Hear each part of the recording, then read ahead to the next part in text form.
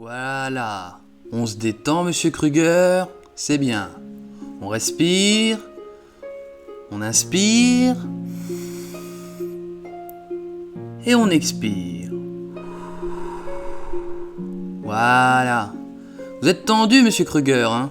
Tendu comme une crampe. Ah bah si, je vous le dis que vous êtes tendu. Dis c'est que vous êtes tendu. Monsieur Karsten? Berthe, vous voyez bien que je suis occupé avec un patient. Oui, mais là c'est très urgent, monsieur Karsten. Il n'y a rien de plus urgent que de m'occuper de mes patients, qui souffrent, Berthe. Je ne veux pas être dérangé en séance de soins. Merci, Berthe, nous voyons ça après. Excusez-moi, mais c'est très urgent, monsieur Karsten. Bon, j'arrive. Je reviens tout de suite, monsieur Kruger, toutes mes excuses. Bon, alors, qu'est-ce qu'il y a? Monsieur Karsten, nous avons reçu du courrier. C'est une lettre du commandant en chef des SS, monsieur Himmler. Il veut vous rencontrer. Vous avez rendez-vous demain à 9h dans son bureau au quartier général de la SS. Himmler? Pourquoi voudrait-il me parler? Non, je ne veux pas m'occuper de politique. Je suis là uniquement pour soulager mes patients de leur douleur. Je ne peux pas, Berthe. C'est trop dangereux. Trop dangereux pour ma famille. Je crois, monsieur Karsten, que vous n'avez pas trop de choix. Votre popularité est arrivée aux oreilles de Himmler.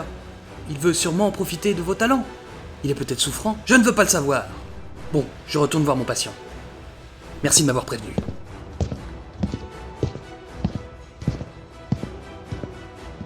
Félix Kersten, père de famille, médecin réputé d'Allemagne, voit sa vie bouleversée un beau jour de 1939.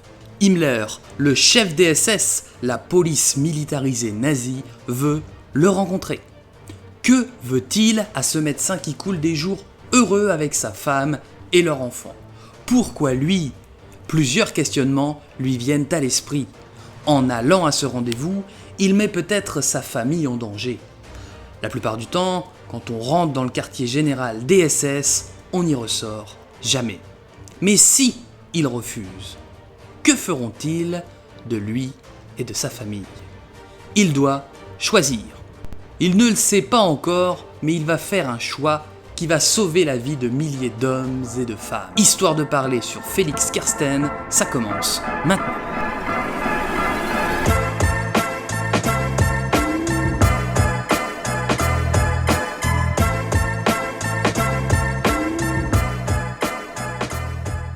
Félix Kersten est né le 30 septembre 1898, un siècle pile poil avant la victoire des Bleus en Coupe du Monde 98.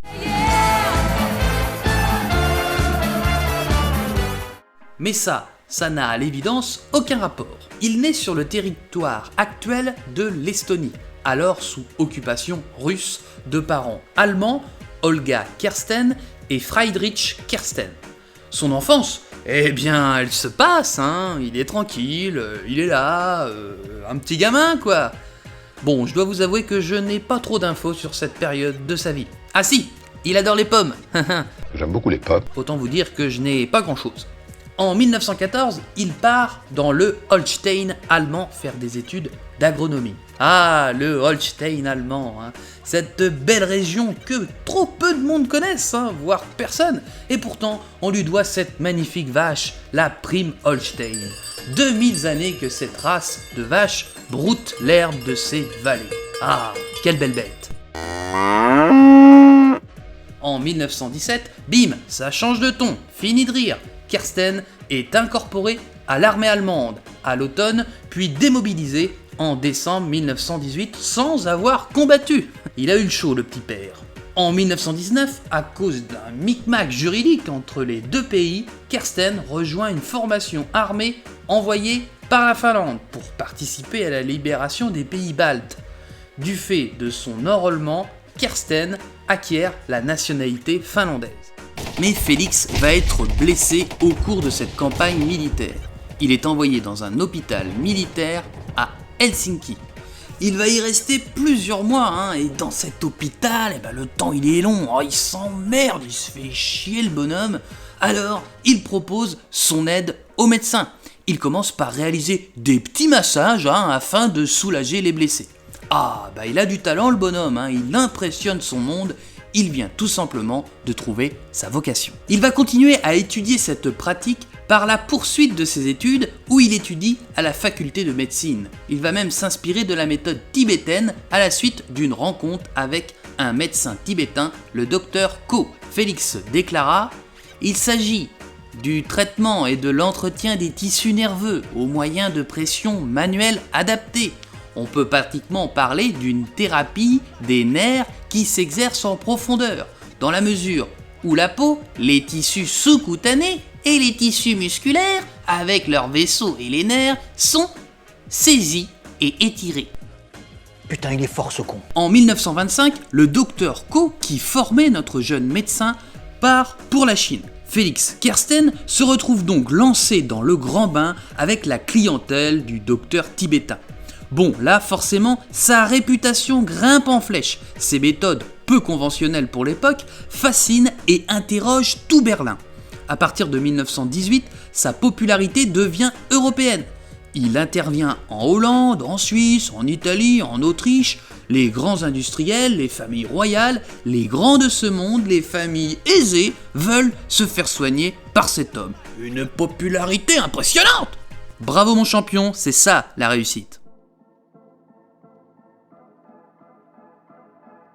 Le 19 mars 1939, Félix Kersten se rendit au quartier général de la SS situé au 9 Prinz Albert Straße. Il a décidé d'accepter le rendez-vous même si son premier choix était de le refuser de peur de s'attirer des ennuis. Ah, monsieur Kersten, asseyez-vous. Monsieur le Reichsführer, bonjour. Bonjour, monsieur Kersten.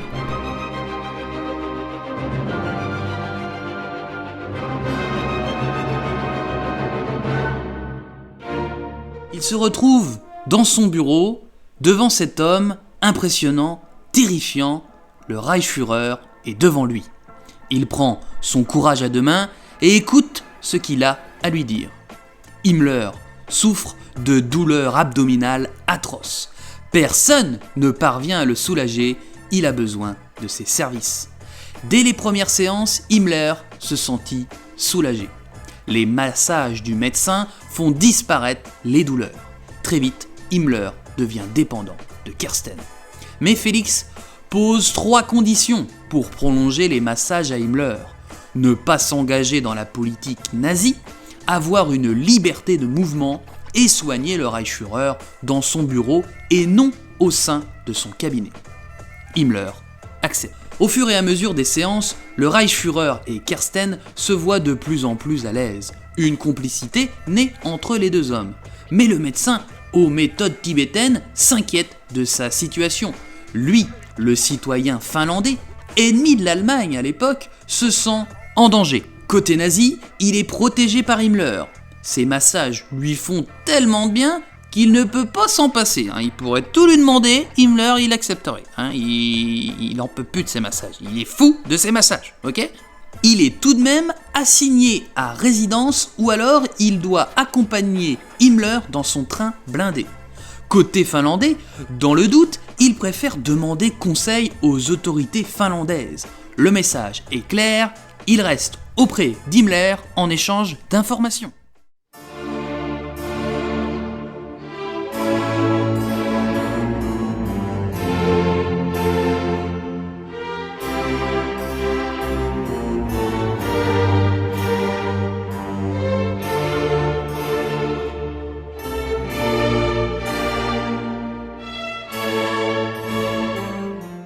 Bon, alors là, le petit bonhomme, il est pris entre deux eaux. Là, c'est complicado pour le médecin. Et c'est là que monsieur Félix Kersten devient un grand homme. En effet, grâce au soulagement qu'il réalise sur le Reichsführer, il parvient à lui demander des faveurs. Et pas n'importe quoi. Dès 1940, il demande la libération de son ami, l'industriel allemand August Rosterg, qui fut arrêté par les SS qui lui reprochent d'être un membre du parti politique social-démocrate. Après une séance, il profite de l'immense reconnaissance du Reichsführer pour lui tendre un bout de papier avec noté dessus le nom de son ami Rosterg. Monsieur Himmler, voici mes honoraires, la liberté de cet homme. Ah, du moment que c'est vous qui le demandez. Naturellement, je vous l'accorde. À partir de ce moment, Kirsten se mit à demander, après chaque séance, la libération de prisonniers en remplacement de son salaire. Alors bien sûr, dans les rangs SS, il commence à intriguer, on se pose des questions, on est même certain qu'il travaille pour les Alliés. Ça chauffe pour le petit Kirsten. Reinhard Heydrich ou encore Heinrich Müller, des noms bien allemands, eux, ce sont la garde rapprochée du Reichsführer. Des hommes dangereux qui vont enchaîner les pressions, les entretiens, ils vont tout simplement essayer de pousser Kirsten à bout, le pousser à l'erreur. Surtout que Kirsten joue avec le feu.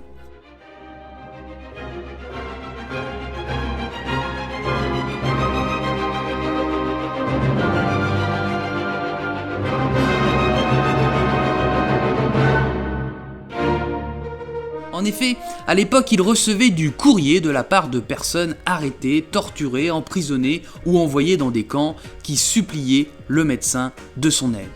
Il ne fallait surtout pas que ça tombe dans les mains des nazis. Et c'est là que le gars est très fort, très très fort. Ah bah c'est simple, on boxe pas dans la même catégorie, moi je vous le dis, le gars est impressionnant.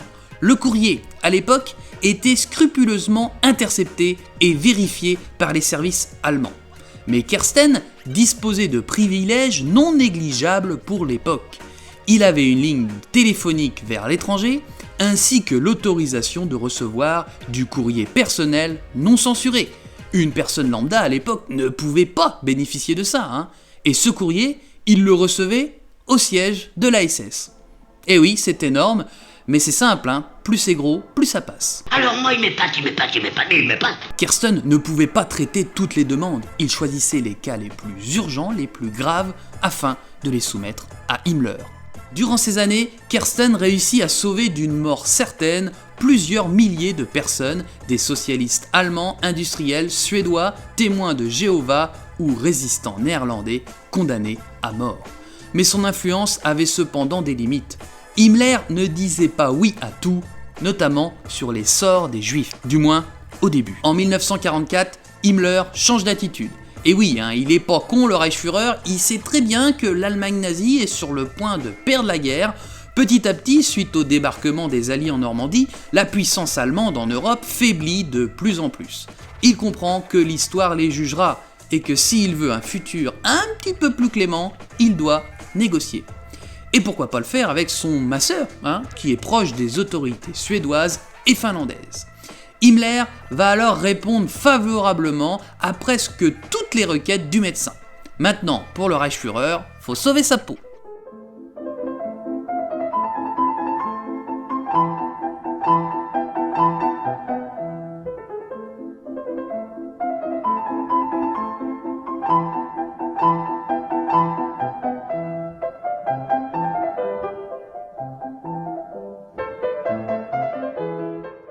Ainsi, le masseur réussit au cours de cette seule année à la libération d'environ 50 étudiants norvégiens, 50 policiers danois, puis celle de 3000 femmes néerlandaises, belges, françaises et polonaises. Autre fait d'armes retentissant, le détournement vers la Suisse à la fin de 1944 de 2700 juifs promis au camp de la mort.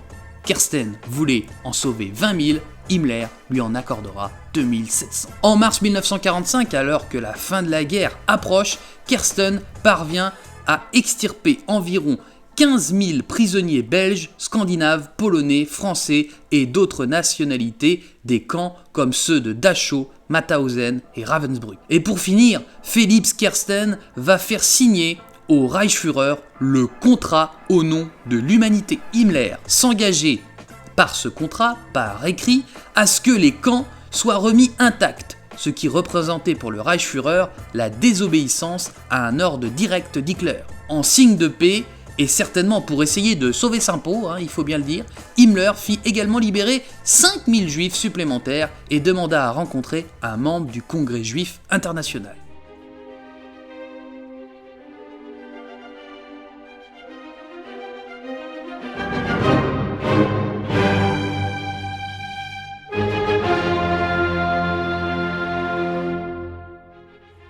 Kersten quitta alors Himmler pour finir ses jours en Suède. Il pourra se vanter d'avoir sauvé environ 60 000 juifs durant les 6 derniers mois de la guerre et des milliers d'autres prisonniers durant les 6 dernières années. Mais hélas, Kersten ne recevra pas d'honneur. Au contraire, on lui reprochera sa relation avec les nazis jusqu'à ce qu'une enquête prouve son action en faveur des victimes du Troisième Reich. Il fut finalement décoré par les Pays-Bas et proposé plusieurs fois comme prix Nobel de la paix sans jamais l'obtenir. Le général de Gaulle, en 1960, oh quel homme, l'invite à l'Élysée pour le décorer de la Légion d'honneur. Malheureusement, juste avant de faire le voyage pour Paris, il meurt d'une crise cardiaque. Il le recevra tout de même, cette petite médaille, il la recevra à titre posthume. Voilà mes chers copains des foins, c'est ainsi que se termine ce HDP sur Félix Kersten. On n'hésite pas à s'abonner, à activer la cloche pour être au courant des dernières sorties vidéo. Voilà, alors pour une vidéo de qualité, merci de vous abonner. Et sur ce, je vous dis au revoir.